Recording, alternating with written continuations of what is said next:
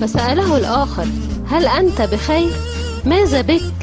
فأجابه الآخر: لا شيء، أنا بحال جيدة، يبدو فقط أن زوجتي تفتقدني كثيرا وتفكر بي في هذه اللحظة، ولهذا أنا أسعل هكذا، فهي تحبني كثيرا ولا تستطيع الحياة بدوني.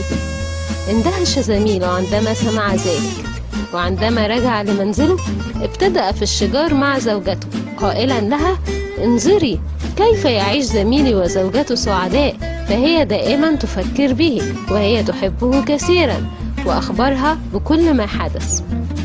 فهمت زوجته المشكلة، وفي اليوم التالي أعدت له الغداء ووضعت به الكثير من الفلفل الحار والتوابل. وفي وقت الغداء ابتدأ زوجها يسأل سؤالا شديدا، وابتدأ يقول: هذا يكفي، لا تفتقديني بشدة